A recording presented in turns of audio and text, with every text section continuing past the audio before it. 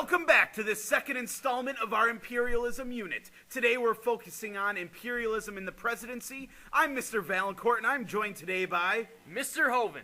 Today we're going to be moving beyond the Spanish-American War and looking at the imperialistic policy of the United States after this entanglement and what they were doing to spread their influence throughout the world. And we're doing this by focusing on the presidents during this era. And those presidents are Theodore Roosevelt, William Howard Taft, and Woodrow Wilson.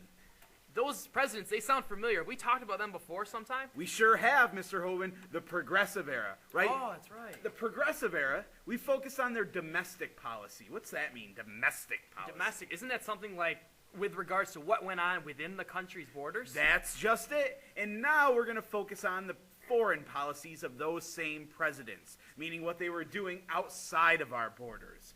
See, these presidents intervened abroad in other countries to pursue American goals and act in our national interests. They pursued goals that were often political, economic, military, and motivated. They were motivated, weren't they? Yeah, and they were motivated. There were by culture motivations too in there.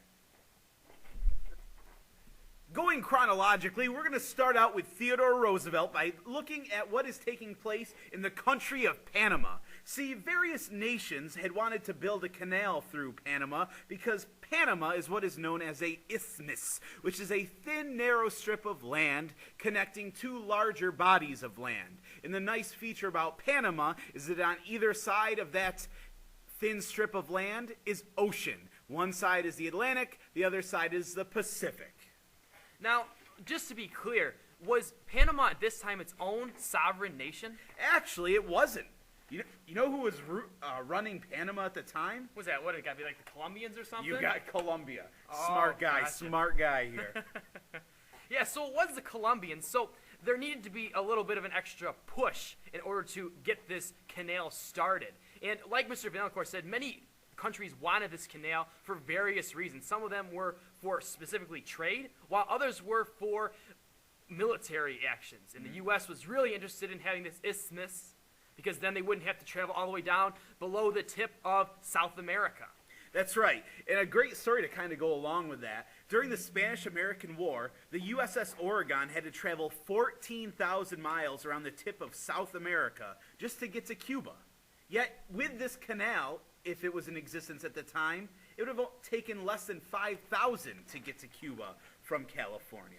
Wow, that's quite a difference. Big difference. Big difference, really. So, how did the U.S. try to get to have this canal in Panama while the Colombians were in charge? Well, of course, President Roosevelt was very interested in building the canal. He knew that a canal would promote U.S. commerce and military capability. So, Colombia was not exactly receptive to this idea, and they kind of pushed back against us. So in response, the U.S. sent down the USS Nashville to the port of Colon in Panama, which was trying to use a little bit of that imperialistic muscle to kind of help the Panamanians start a revolt and throw off the Colombian influence. Like John Lennon, we're going to start a revolution. So you said the U.S. inspired a revolt in Panama against Colombia. Were they successful? Yes, they were. With the presence of the USS Nashville, that inspired the people of Panama to rise up and overthrow the Colombian rulers. Not really a fair fight, the U.S. against the Colombians. No, not at all. And after this happened, the U.S. immediately recognizes Panama as its own individual sovereign country and immediately signs a treaty with them, granting the U.S. rights to build the canal. This canal would be 51 miles long and it would take 40,000 workers to complete it, and over 10 years to do so. It would gain the nickname the Big Ditch, sort of like the Erie Canal gained the nickname Clinton's Ditch when it was being built after the governor of New York, Clinton. Now, just a quick question. I know there were some issues with building the Erie Canal here, what with mosquitoes and disease. Was there anything like that down in Panama? Oh, even worse, because it's a much more tropical environment. Mosquitoes were said to be so thick that you get a mouthful every time you take a breath. And the United States would control Panama until it officially gave it back to the Panamanians. I think that's correct, Panamanians. In 1999. So if Panama and the canal and the ousting of Colombia from Panama is an example of Theodore Roosevelt's foreign policy, is there a name that goes along with this foreign policy? Yes, there is. The name of this policy is called the Big Stick Policy. And Roosevelt was famous for this quote that he said once. It was, "Speak softly and carry a big stick, you will go far." Isn't that a South African proverb? It actually is. And what it essentially means is that words should be supported by strong action. This is all because he wants to make the U.S. a great power that could exert that power around the world. So let's take a look at a couple examples of the big stick policy in action. The first involves Roosevelt's corollary or extension of the Monroe Doctrine.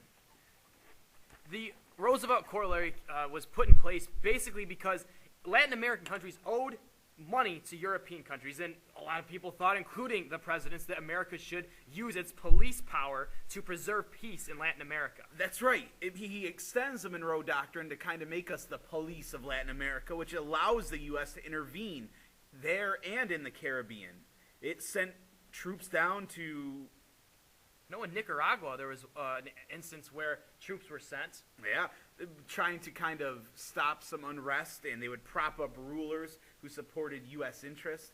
That's still something that the U.S. is kind of famous for doing. If you remember just this past summer, well, it wasn't the summer, it was actually the springtime. Right. The U.S. had spent a lot of money kind of propping up Hosni Mubarak in Egypt, and even though he wasn't too kind to the people there. Correct, and once this corollary is put into place, for the next 20 years, presidents would use this corollary to intervene in any affairs of Latin American countries. So another example of the big stick policy in action was the creation and the worldly trip of the Great White Fleet. Ooh, worldly trip. In fact, they circumnavigated the globe. You know what that means, Mr. Owen? Circumnavigate? You mean like kind of travel around the entire globe? You got it. The world? Thinking back to explorers way back in 7th grade there. From 1904 to 1907, Roosevelt's going to send this Great White Fleet, this new state-of-the-art battleships around the world. And he's going to do this to kind of demonstrate the growing military power of the United States, especially where the Navy is concerned, and also to enforce treaties and protect overseas interests. His whole goal, really, besides those two things, the bigger picture, is that he wanted to work out the kinks in times of peace rather than times of war.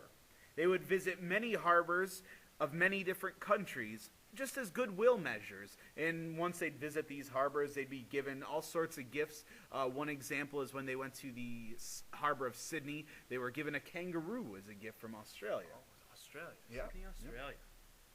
So Roosevelt's policy, or his foreign policy, is really the one that we focus a lot on just because there's so many examples of it throughout our material and out through the course content.